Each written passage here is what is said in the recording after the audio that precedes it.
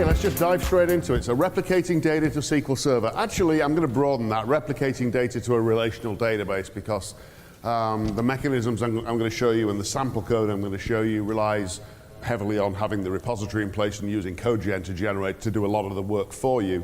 And CodeGen recently got the ability to target other databases too. So I haven't tested it, but in theory, the same mechanism should be able to be fairly easily used with at least MySQL and PostgreSQL these days. And as I mentioned the other day, I'll be adding some Oracle types in there in the near future as well. So not necessarily SQL Server, although that is what all of the examples are all configured for. So what I'm going to talk about in this session is basically twofold. I'm going to first of all take a whistle-stop tour through the SQL Connection API itself. Again, just for the people who have not seen it, just really explain how simple the API is to use.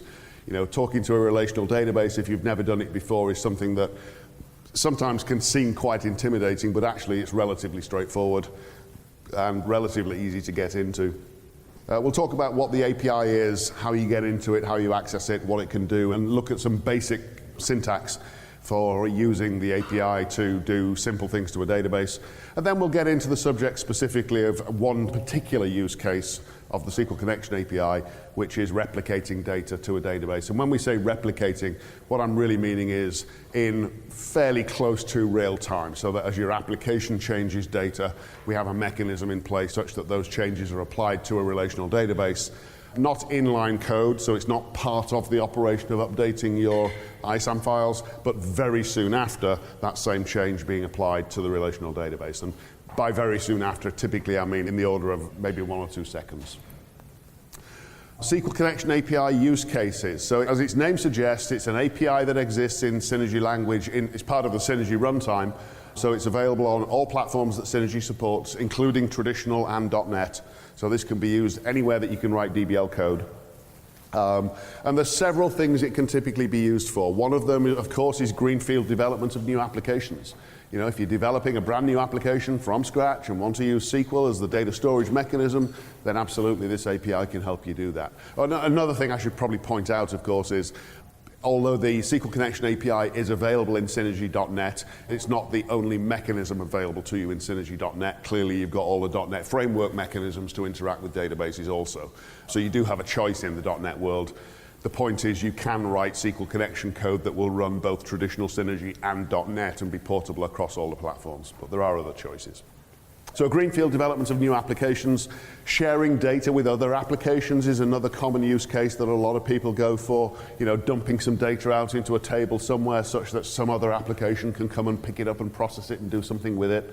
Perhaps the opposite, you know, perhaps going after some data that some other application has populated somewhere for you as a mechanism of passing data between different information systems. Moving data from your Synergy ISAM files or RMS into a relational database. It's not something we generally recommend, but it's certainly something that has been done by people in the room and others. You know, you just need to have your eyes wide open when you go into that kind of project, because it's a very, very large scale project with some very serious implications, but potentially it could be done. Periodic export of data to a relational database is something that's certainly been very popular and still is. The choice of whether you do replication or whether you do export of data, and really the difference between the two is really the mechanism and the timing. The end result is kind of similar. When I talk about export, what I'm typically referring to is something that's more of a overnight each night, or perhaps once a week, or that kind of thing. Just usually taking a bulk dump of some data and loading it into a database for use the next day or for the next period of time, and it's going to be static until that happens again. That used to be something that, you know, I've got quite a few customers that I've worked with that overnight we just dump a bunch of tables into the database and it's used the next day for reporting and that kind of thing. That actually got a lot easier to do recently, because now with change tracking, after that was introduced, you know, in recent versions of Synergy ISAM, it's actually very easy to identify net change. One of the problems with doing bulk export is just the volume of data that you have to over and over and over keep exporting. And as the files grow and the tables get bigger, it takes longer and longer, and sometimes to the point where there isn't a suitable gap in the day to do it. Change tracking can really have a major impact on that, because now there's an easy way of identifying, well, what changed in my file since the last time I did my export. So you can now just reasonably update the data that's there once a day. there used to be a real hard choice to make between export and replication, because export is and always has been really easy to do and doesn't impact your application at all. It's just a separate thing. Whereas replication was somewhat harder. And in the original days, when we designed this and put together examples, it could take some effort to go and plug this into your application. But with some changes that have happened with the introduction of I/O hooks and some changes in the mechanisms, I now consider exporting of data to be trivial and replication of data to be almost trivial. You know, certainly initial tables you should be able to get replicating in a matter of hours, if that. And obviously, once you've got data in a database, then all of the previous mechanisms I'm talking about, export and replication, I'm kind of implying that there's a one-to-one relationship. We're not doing any massaging of the data, we're not normalizing anything, we're not changing any, well, we're changing data types from Synergy types to SQL Server types, but not doing anything beyond that. And essentially, the tables in the database look just like the records in the ISAM files. Once you get to that, then perhaps there's an interest in doing something a little more and actually building a real proper data warehouse where the data's been restructured and remapped and organized the way that it makes sense for the usage patterns that are going to be demanded of it. And I'm not going to speak to that in this session, but our next speaker, Darcy, is going to speak to that subject. And kind of, okay, so now you've got data in a database, what next? So SQL connection, basic concepts. Let's talk about the API a little bit. It's pretty straightforward. SQL connection is built into the runtime, every runtime. It's not turned on unless you do a couple of things. It is a separately licensed product. So you do have to have SQL connection licenses available. Those licenses are used wherever the database driver is used. So if you're accessing a local database on the current system, that's where you need the license. If you're accessing a remote database, then that's where the license goes. So if you're on Unix, for example, running your application, accessing a SQL Server system on a Windows server, the SQL connection licensing happens on the Windows side. The licensing is per connection, okay? So the way the API works is the application enables the API, there's a call to do that, initializes something called a database channel and connects it to a database. You can think of a database channel kind of like an ISAM channel. The big difference is it's a connection to the entire database, not to any specific file or table, okay? We use a connection string to identify the type of database, the location of the database, whether it's local, whether it's remote, how we're going to authenticate with it, and various other things. And you'll see a couple of examples as we go through. There are database-specific drivers that are responsible for interacting with the actual database itself. So the SQL Connection API interacts with a custom driver for Oracle or SQL Server or MySQL or whatever it happens to be, and that driver exists wherever the database exists. If the database is remote, then clearly there's a network connection involved. With certain databases, there are typically two ways of going over the network. One is with our product, so part of the Synergy product is something we call the OpenNet server. It's the same server process that serves out ODBC connections as well. Or in some cases, with Oracle, for example, you might interact with a local Oracle client on your system and use Oracle networking to go over the network to their database. So if there is a local client for the database, you usually have a choice.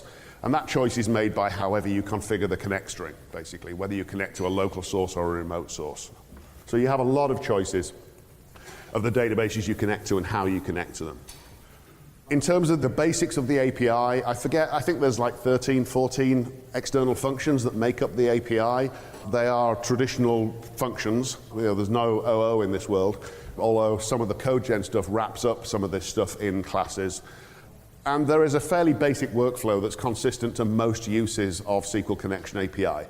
So the initial things you will do to get things up and running is there is a routine called SSC init that's responsible for turning on SQL Connection essentially in the runtime. And then once you've got that done, you will use SSC connect to make a connection to a database. Once you've done that, you're going to be constructing SQL statements. This is a really general API. There's no call that says go insert a row. There's no call that says go update a row. You execute SQL statements.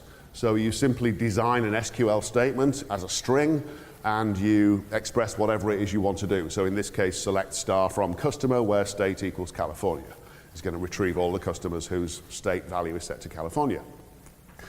So once we've got a SQL statement, we open something called a cursor for it. A cursor is a database construct that kind of represents a SQL statement, is the simplest way to think about it, and is the context in which that SQL statement executes. So we open a cursor for the SQL statement. We have to deal with data. So we have a couple of ways of binding and defining data. We use bind if we're sending any data to the database, part of a select statement, for example, or values for an insert statement or an update statement, then we bind information into the SQL statement. And if we're going to receive data back from the database, for example, with a select statement where we're retrieving data, then we're going to use a mechanism called defining essentially the variables where we would like the data to be loaded in our runtime application. Once we're ready to execute the statements, there's a few ways of doing that. We have essentially three, depending on the type of statement. SSC move is responsible for moving data from the database to our application. So we use move with a read operation, a select operation. If we're writing or deleting, we execute the cursor. And the third variation is the exec.io routine, which executes stored procedures in the database. So there is a choice about how you go after the database. You don't have to use SQL statements in your code. You could choose to do that work in the database in stored procedures and just execute those stored procedures and pass data through parameters and return values, just like making a remote X call. The long and the short of it is this API just gives you full support to whatever the database supports. It's just SQL statements that you're executing against that database. There's a mechanism to deal with error processing. All of these routines return a consistent return value. It's normally either essentially success or failure. I believe the syntax is normal or failure. And there's also a third case, which is no more. If you're doing a select that's going to bring back multiple rows, essentially think of it like a read S. You're going to execute a move over and over until the return status is no more. Other than that, they're all consistent. Essentially, they all either succeed or don't. Once we're done with the cursor, we're going to close it at some point. There is a mechanism called soft closing. Soft closing is a mechanism that we can use to reuse the cursor. Cursors are quite expensive things within a database, so a lot of attention usually goes into, am I likely to use this same statement again, just with different data later on? And if so, there's a mechanism to soft close and keep that cursor around, and therefore you can reuse it later with much less overhead. That can get quite complex, so I wouldn't focus on that too much in the early days, but it is quite an important thing from a performance point of view. And then finally, we're going to use release to release our connection to the database, to close the channel, essentially. Here's an example of getting the API turned on and connected. There are actually two steps to turning on the API. On Unix and Windows, we set system option 48 to on or 1. That's actually what's enabling the API, and then we initialize a database channel, channel 1. On OpenVMS, there is a slightly different way. There's a separate routine that you call instead of using system option 48. But other than that very first step, option 48 versus whatever the routine is on VMS. Everything's the same throughout the rest of the API. So option 48 here turns on SQL connection. This is initializing database channel 1. Here we're setting up a connect string. There's lots of different formats for connect strings. This is just a simple example. VTX12 SQL native. VTX12 is the code in SQL connection for Microsoft SQL Server, and SQL native is saying we're going to use the Microsoft SQL native driver to talk to the database. The fact that this is at the beginning of the connect string followed by a colon says it's a local instance that I'm talking to. If not, it would say net colon, and the driver would be later on in the connect string. Then we've got various bits of information. Essentially, I'm using what's called a DSN-less connection here. So this is actually the physical name of the SQL Server database. This is the name of the instance. Period is just an abbreviation for the default instance on the machine. And trusted connection equals yes is basically saying I'm going to use Windows authentication. So whatever account I'm logged into is the account that's going to be used for authentication into the Windows system. If it was a remote database, you might well find username and password type information or some other kind of authentication. Here's an example of opening a cursor. So we're defining an SQL statement, select star from customer where account equals 12345, and then you can see as they're opening a cursor. So we're opening a cursor using the database channel we've specified. This is the cursor variable that's going to be used to represent the cursor. and the SQL statement, and we're telling the open statement that this is a select statement that's going to configure things for data to come back to us, and we're using, it's a standard SQL statement. There's a couple of other little variations that are infrequently used. So we set up our select statement, we open our cursor. Binding of output variables that I mentioned a moment ago. This is one example where what we should be doing all the time is avoiding hard coding literal values into SQL statements. Because if we do that, we are very unlikely to be able to reuse the cursor that's associated with it because the data will change. You can only reuse a cursor if the SQL statement is identical. So the API has this mechanism of using numeric placeholders, :1, :2, :3, within the SQL statement to represent places where values are going to be inserted. And the process of binding data is basically providing the values for these placeholders. So in this case, we're expressing the SQL statement with a :1 placeholder, and when we open the cursor, there's two ways of binding. We're either saying we're binding one bind variable and we're binding it to our account variable. The account number is going to be taken from this variable when the statement executes. Or you can do it as a separate operation, SSC bind to this cursor, one variable, and it is account. So we might have 3 variables and list the variables that are bound to different places in the statement. If we're doing a select, we have to basically specify when data comes back from the database, whereabouts in our application will it get loaded. Typically we do that with SSC define, okay? So here we're saying select phone, email from client where ID equals some bind variable. So we're going to get 2 columns of information back from this thing. We know where ID equals a value is going to bring back a specific row match. Well, actually it might not. It depends on the nature of the table. If that's a primary key to a unique row, then we're only going to get 1 row back. But we do need to specify where these 2 pieces of information go. So what we're doing here is using the SSC define mechanism to say, bind to this cursor 2 pieces of information. The first bit of information that comes back, phone, is going to go in this variable, and the next bit is going to go in this variable here. Okay? So there's an example of creating a table. So here we've expressed an SQL statement that is create table customer account varchar 8 not null blah blah blah, the whole statement that describes the name of the table, the names of all the columns, the data types for all the columns, and a constraint primary key at the bottom. So the primary key for the table is being specified. And this is just to sort of highlight the general workflow whenever we're executing pretty much any statement. We open a cursor, we execute the cursor, we close the cursor. You know, we consider, do we need to do caching, and maybe we soft close it for use later and things like that. But the basic mechanism for executing any statement is open a cursor, execute it, close it.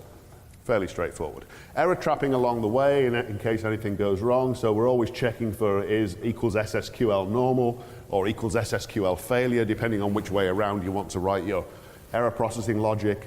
So we open a cursor and verify that it worked. If it worked, we execute the cursor and verify that it worked and handle errors as appropriate. There's an example of inserting a row. You can see how verbose some of the SQL statements get, and clearly every SQL statement is different. So it's not like an ISAM store statement, for example, where you just say store to this channel this record, and you can use that same statement for any store into the file. You know, here we're inserting specific columns and specific values. So you can't have a general purpose insert a row routine. You have to have a specific insert a row routine for every table, and maybe multiple ones. So you also need a specific read a row, read multiple rows, update a row, probably lots of updates, because you don't tend to update the row, you update just the phone number or just the address or whatever changed. So typically you wind up with an awful lot of routines to support database type operations. And that's why code generation can be so valuable, because you typically need volumes of code to interact with databases. But again, the pattern here is the same. We're opening a cursor. We've got the extra step of binding our variables to say where is the data from this insert going to come from. So, you know, all of these bind variables down here are going to be specified here, and then we execute the cursor, close the cursor. Always that same pattern. Updating data in the database. Again, we can fly through these mainly now because the pattern is pretty much the same. We've got an update statement. column equals value, column equals value, column equals value. Again, we're using placeholders in the SQL statement to avoid hard coding data. And again, we're opening our cursor. Before we execute the statement, we're binding the variables where we want the data to be returned. And again, we've got 5 placeholder values in our SQL statement, so we're binding 5 variables, and they are street, city, state, zip account. Okay, and then we execute the cursor, close the cursor. Retrieving data is a select statement, so the pattern here is a little bit different sometimes. We're going to open the cursor. We're going to, again, define where is the data going to come back using our SSC define, and then we use the SSC move routine to move rows from the database. Now, if we've used a where clause that we know is going to result in a single row, then we can go ahead and deal with it like this and just xcall SSC move, was it successful? If our SQL statement could result in multiple rows coming back, then we would code it as such in a loop until SSQL no more, basically, just like you would with a read-s. And the data is going to be moved into our defined variables. We'll deal with that row and go around and do another move, another move, another move, until we get no more. There is a mechanism with some databases if they support it. Oracle, for example, and later versions of SQL Server support something called multi-row fetch. So you can bind array variables and retrieve multiple rows in single operations until no more and stuff like that, but that's probably getting a little bit too complex for this simple session. Again, deleting a row, it's just really the different SQL statement, the exact same pattern, open the cursor, execute it, close it. Once you've got this pattern down and you're comfortable working with cursors and the SSC execute routine and so on, really this API is very straightforward to use.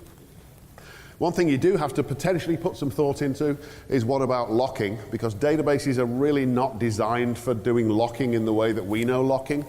What the model almost always in a relational database is to use optimistic concurrency, so optimistic locking. So you retrieve and keep around some value when you select some data, and you verify that by some mechanism that that row has not been affected by anybody else at the point where you want to go and update it.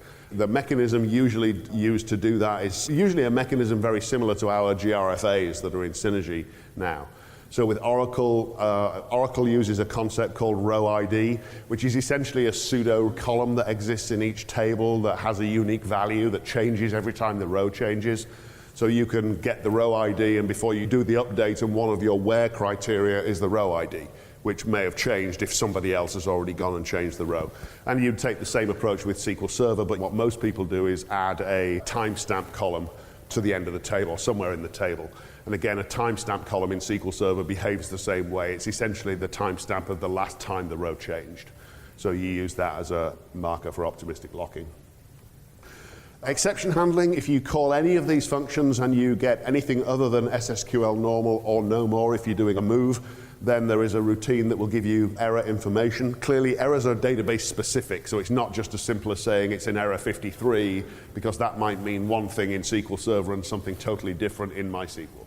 So having received an error, this API will allow you to access database specific error information and actually get at what's going on under the hood. Another thing, this is just a general tip, you know, there's quite a lot of string arithmetic involved in this stuff sometimes, and just as a general recommendation, try always to use those placeholders wherever you can. Try and avoid hard coding data in SQL statements at all costs. And a really good idea is to use a literal or a const if you're in .NET, so that you're only defining that string once at compile time essentially, and it's not a runtime function. So use literal instead of records, fields, strings, that kind of thing. The sample environment that I'm going to demonstrate to you in a few minutes' time uses code generation, so it's something you can download and actually run and play with yourself. But as I mentioned a few minutes ago, because of all the way that SQL statements work, the fact that, you know, an insert is column, column, column, value, value, value, typically there's an awful lot of code required. So using a tool like CodeGen, I know a lot of you have your own code generators as well. However you do it, doesn't matter. But the point is that it's usually possible to generate a very large portion of the code that's necessary to do database projects. When I'm setting up replication, these days, I'm probably, without exaggerating, code generating about 99% of the code that's needed to get replication up and running. So it really can save you a lot of time.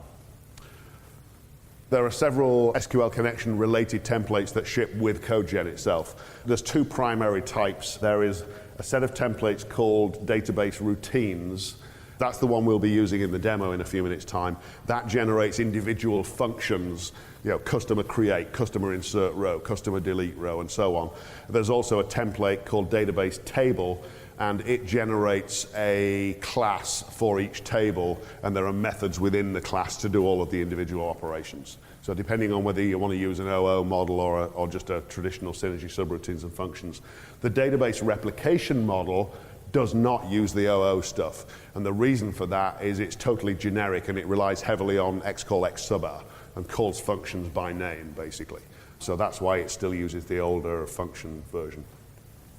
Okay, so let's talk a little bit before a demo about replicating data to a relational database. So the concept with replication is, what we're trying to achieve is when your application makes a change to its data, to its ISAM files, we want to cause that same thing to happen in the relational database fairly quickly and in a way that doesn't impact performance too badly and doesn't require a ton of additional licensing and things like that.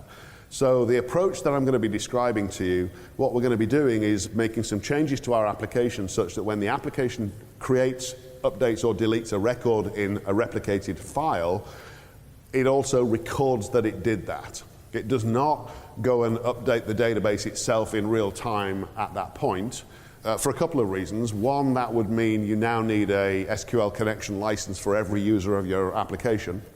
Two, the overhead of updating the database is probably 10 to 20 times the overhead of updating the ISAM file, so things are going to slow down big time.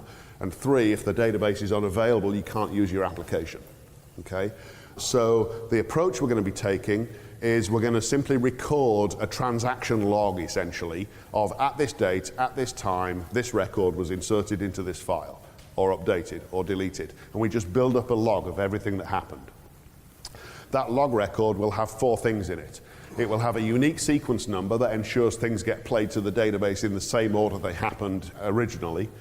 It will have an indication of which table or which file was affected, what happened was a record created, updated, or deleted, and a unique key of the record in the ISAM file that was affected.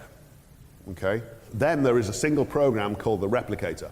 And what that replicator does is it simply starts at the top of this file. It says, is there anything to do? Oh, there is. Okay, there was a record inserted in the customer file. I'm going to go to the customer file, read the ISAM record, and then I'm going to insert it into the database. Anything else to do? No. Okay, I'll just wait a while, a couple of seconds. Anything to do? And it just literally does that over and over again.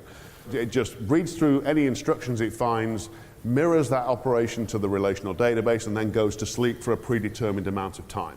So you can set that amount of time to 2 seconds, a minute, 10 minutes, an hour, 6 hours, whatever it is you want to do. Okay? And that's it. It's very simple. All of the code for the replicator process itself is already written. All of the code for the I/O hooks that it uses and the mechanism to write entries into the log file are already written. The I/O hooks that let you plug it into your application are already written. And all of the code that lets the replicator talk to your ISAM files and the relational database are code generated. Okay? So the only thing you have to do to make this happen is locate where you open ISAM channels for update. And for most of you, that's one subroutine that you call to open files. And what you have to do is say, if you've just opened a channel and it's an ISAM file and it's open for update, add an I/O hook to the channel. In fact, there's a subroutine that does it. So you just xcall configure replication and pass the channel. That's it. Everything else just happens. Okay, so it really is a fairly easy thing to achieve. What's in the activity log? This is just a visualization of what we just talked about. So it's a unique sequence. It's the what type of operation on which file and what's the unique key. It's not as simple as create, update, delete. The replicator also supports, I think it has about 14 currently operations it can do. So for example, you can tell one of the instructions is go create the table. One of the instructions is go load the table. There's one that says go create and load the table. There's one that says delete the table. So if things get out of step for some reason, you can tell the replicator, go delete that table, go reload it, and it will take care of things like that. The replication server process, I've probably just spoken to this slide before I should have done. So yeah, it's a detached process. It could be run as a Windows service. It's got some code in there to support being run as a service. It does run on Unix, Linux, Windows. I think it's fine on VMS too. I haven't tested it on VMS recently, but I believe it's okay. And like I say, all it does is it monitors that instruction file and replays things. The current requirement for ISAM files to be replicated is that those files have a unique key. Okay? This whole mechanism currently does rely on knowing that there is a unique key for that record in the ISAM file, and that same key exists in the database. Okay? And that's how things get tied together. Previous examples required a specific unique key. So we used to require that you had to add a specific 20-byte key to every file and do a file conversion and so on and so forth. That's been removed at this point. As long as the file has a unique key, you do not need to change the file.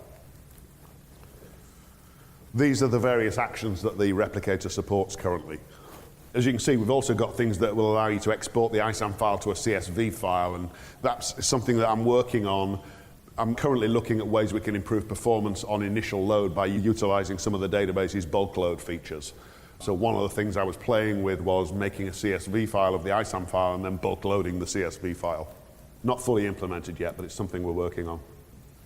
So why is replication so easy? Basically because I/O hooks make plugging this stuff in so easy. CodeGen generates most of the code you need. The replicator and the I/O hooks classes are already written. There's a fully working configurable example that you can download and have up and running within about 5 minutes. Assuming you've got Synergy and a SQL connection license and a SQL Server database, you can literally download it and run it almost immediately. In fact, I'm going to do that right now. We'll happily come and do it for you as well if you need some assistance with it.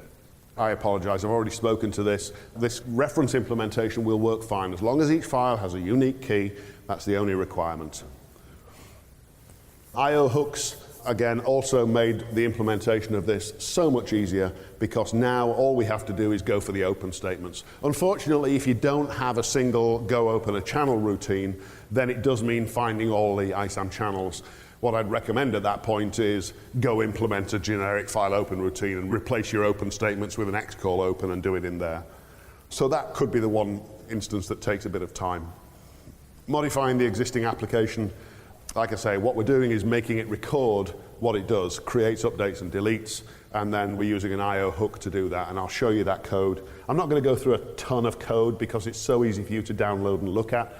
I'm going to download the environment, I'm going to configure it, run it, show you replication happening, and show you where to look in the code for the important pieces. So let's do that right now. Let's just go off to GitHub. All week we've been saying it's on GitHub, just download it. I thought it might be interesting to just show you the process you would have to go through if you're not familiar with GitHub. This is github.com/Steve Ives. There's a github.com/Synergex that's got a bunch of stuff there as well. I've done some work on it recently, so these are the sort of frequently used ones. If you click on repositories, you'll get to all of my individual repositories, some of which will be changing, and this is where I'll be adding some stuff. But the one we're wanting is SQL replication I/O hooks. Once you get to any one GitHub repository, you can just browse the code here if you want to. If we drill into the SRC folder and the replicator, and there's replicator.dbl, and this is the program that does the replication. So you can browse around it here if you want to just figure out what it's doing. If you want to actually grab a copy of it, then the way this works is you go to the home page for the site and you just grab the URL. You can actually copy it here. And then basically we should be able to just go off to a command prompt. I'm going to go into my demos directory and I'm just going to say git clone.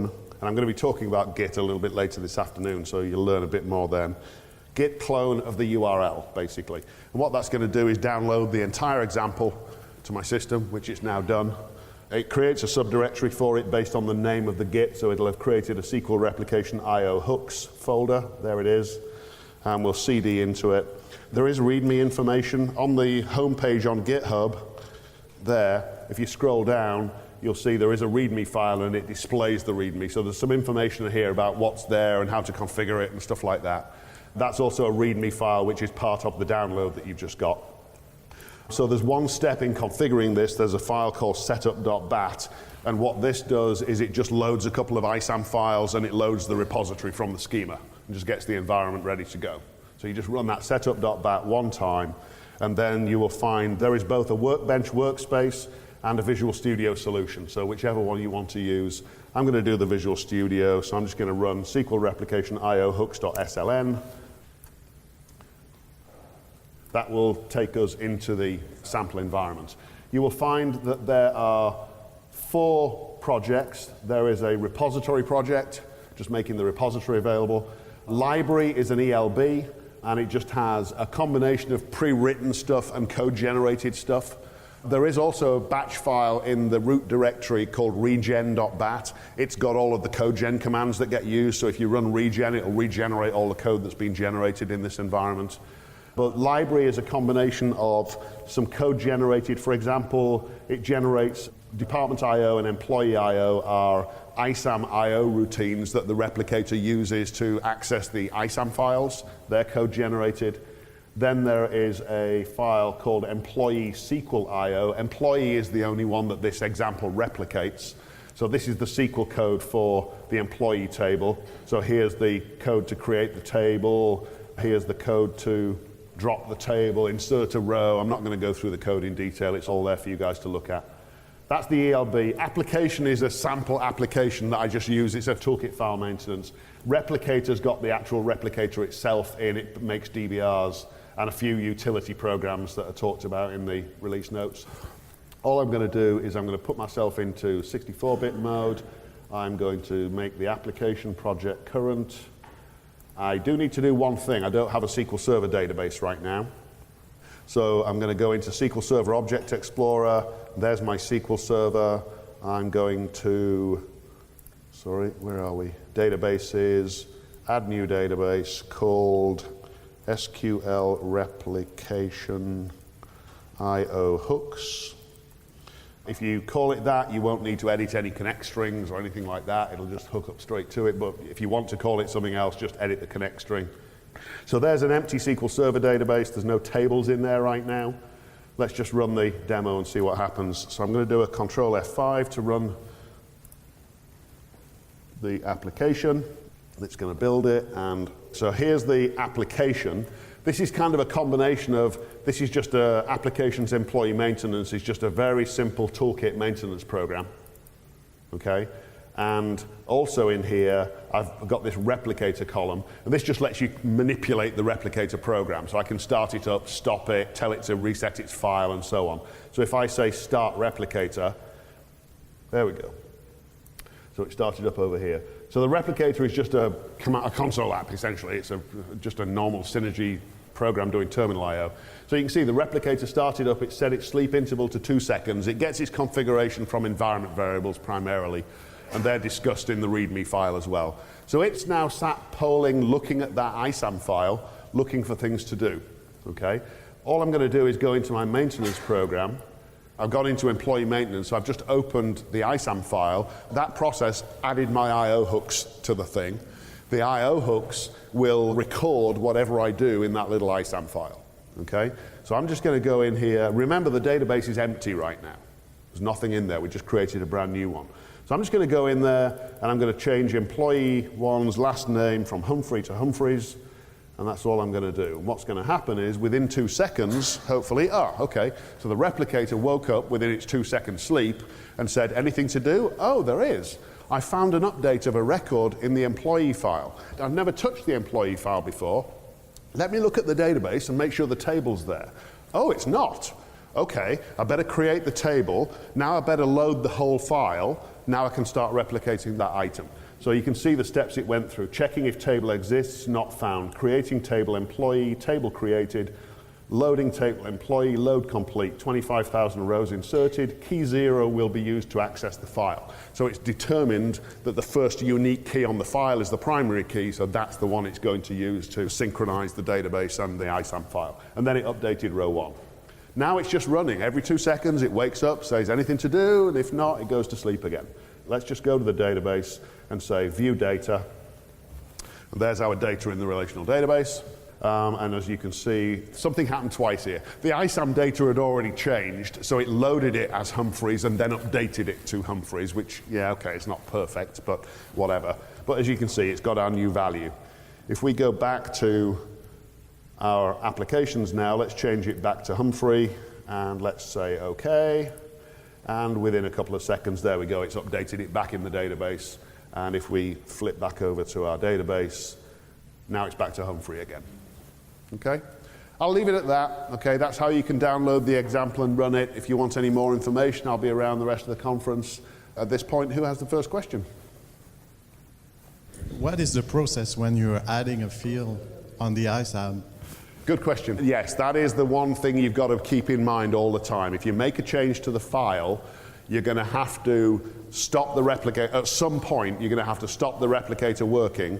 You're going to have to essentially just delete that file. And then you could do delete that table from the database. And then, well, it depends what the change is. You could go and manipulate and manually make the same change and maybe write a little program to put the new data in there. What most people have done is they would just say, okay, there's a new column, I'm going to stop the replicator, things just start queuing up at this point in time, so you're not going to lose anything, the database will be out of date for a little while, delete the table from the database, and then start the replicator again. And what the replicator will do is the very first time it encounters a request for that table, it will do exactly what we just saw there. It will say, oh, the table's not there, create it, load it. Or you could manually put instructions in there to make sure, you can tell it, go create and load this table right now. I will show you this very quickly before we end, but there is also a little program in the replicator project, there's a little thing called replicator menu. And if you run replicator menu, it lets you start and stop the replicator, and you can say, set the current table to employee, and then you can issue create table, delete table, load table commands as kind of a management tool. Do you ever have a problem where the replicator might get its commands out of sequence, so a delete is issued prior to an update? Haven't had that issue at all. We put it in a Phil's customer, and they are literally doing millions of things a day through it. I was worried about how it was going to cope, and we have not had a single problem. There is an issue not an issue, but for example, let's say you've set your replicator to wake up once a minute, and let's say that within that minute, that row, a record in a file somewhere gets created, then updated, then updated, then updated, then deleted. Okay? It's going to take the database through that whole process, okay, even though, no, it's not. Sorry, I apologize, because when the replicator comes along, it's going to say, I'm going to create this row, and it's going to try and read the data from the ISAM file that's already been deleted. So there's some logic in there to deal with that scenario. So it's not, one of the possible downsides is it does not replay necessarily every single step, okay? One of the things that I'll do this another time, don't worry about it. But I am considering a mechanism to change that. Very briefly, I'm considering changing the log file from having just the primary key to actually having the entire record in the log file, because that would allow me to resolve that issue, and it would guarantee that the database goes through the exact same sequence that the ISAM files do, because there could potentially be triggers applied to the tables in the database that may not get executed in some cases. So that's one of the things I'm considering changing. When you're updating the database, is there any logs to tell you if there's errors? There is various types of logging going on, yes. You can set up the replicator to do some logging. And most recently, the last feature we've just put in there actually is if you get an error of any kind, probably you've got data out of sequence at this point. So one change I have put in recently is the option, you've now got the option to have any errors emailed to administrators as well. And also there's now an option to say if the replicator has an error of any kind, log it, email it, and stop processing. So that you don't get anywhere, so that, replication stops at that point in time, but you know exactly what it is, and it stopped at that point in time, and the log is still out there at that point, so you can try and address the issue and let it carry on kind of thing. And I think that's probably preferable to just ignoring the error, logging it, but letting it carry on. I think it's appropriate in most cases to let the replicator stop at the point of failure. But having said that, we haven't had any failures. So it's once you get the thing working for a given table, sometimes you have some issues, getting it up and running. One common issue is bad data in the ISAM files. You've a field that part of a record that used to be used for one thing and now it's used for another thing, and you try and you've got a date field, but it's got some junk data in there from previous. Now the code-generated code does have a lot of validation code in there to try and detect that and fix it, but sometimes it gets through. Once you get past that hurdle and you're able to load the whole table, typically it's pretty bulletproof. Unless your application then injects further bad data. That's the time when things are likely to start falling over. But again, it's not been a problem. Okay, I think you guys are probably wanting a break now, huh? Okay, thank you.